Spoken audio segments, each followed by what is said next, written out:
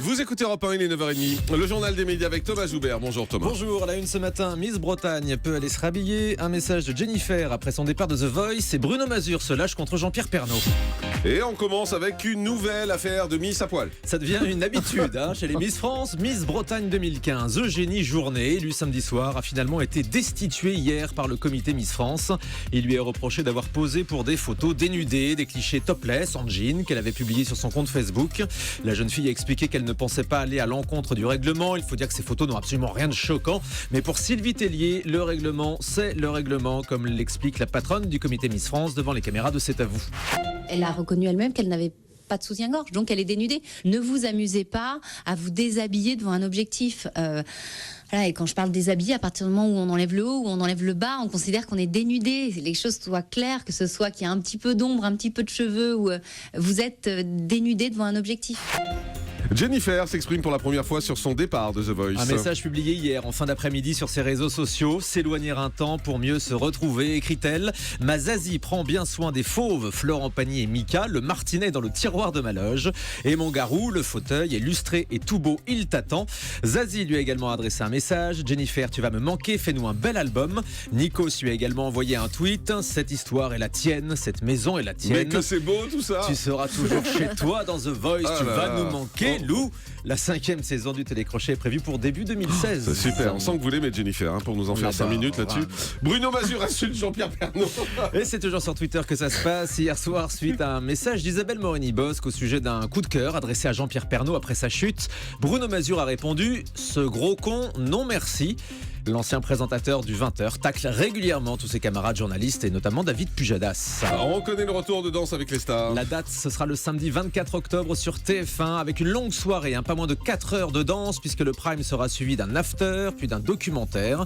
Tous les candidats qu'on vous avait annoncés dès le mois d'août seront bien là. Il y aura donc Fabienne Cara de Plus belle la vie, le chanteur Vincent Niclot, l'imitatrice Véronique Dicker, le footballeur Djibril Cissé, le comédien Thierry Samitier, l'ex-candidate sourde à Miss France Sophie Vouzelot qui sera habillée, la chanteuse Priscilla Betty, la blogueuse Enjoy Phoenix, puis les deux beaux gosses du casting, Loïc Notet, candidat belge à l'Eurovision, et Olivier Dion, chanteur canadien de la comédie musicale Les Trois Mousquetaires, qu'on ne devrait pas manquer de voir danser torse nu.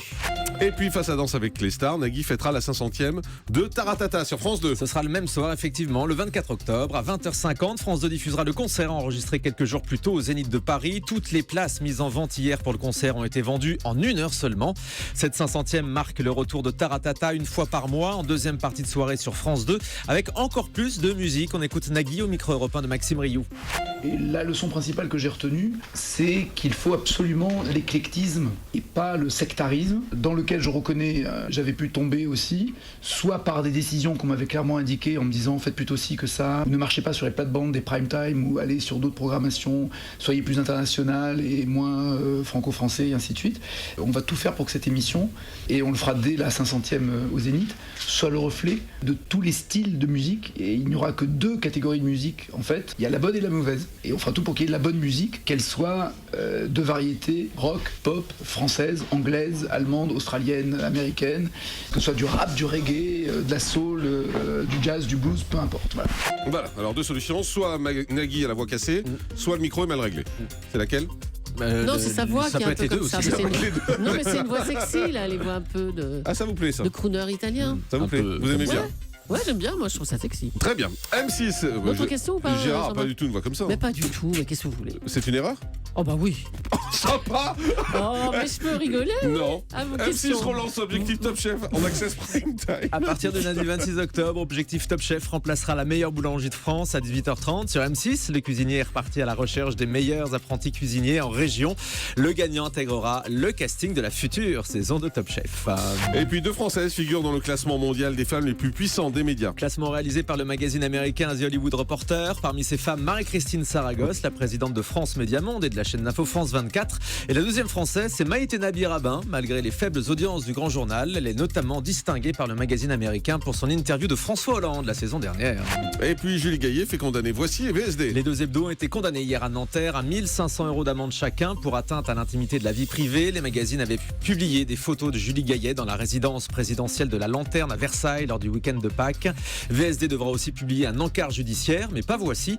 1 euro symbolique de dommages et intérêts a été accordé aux parties civiles. Et puis on termine avec le chiffre du jour. 750 €, l'amende infligée à la chanteuse Shaim, ancienne gagnante de Danse avec les stars, pour conduite en état d'ivresse et défaut de permis de conduire. La condamnation a été prononcée hier par le tribunal correctionnel de Paris. Shaim avait été arrêtée en août 2014 à Paris avec 0,9 g d'alcool dans le sang. Et alors Et alors quoi? C'était sa chanson, et alors?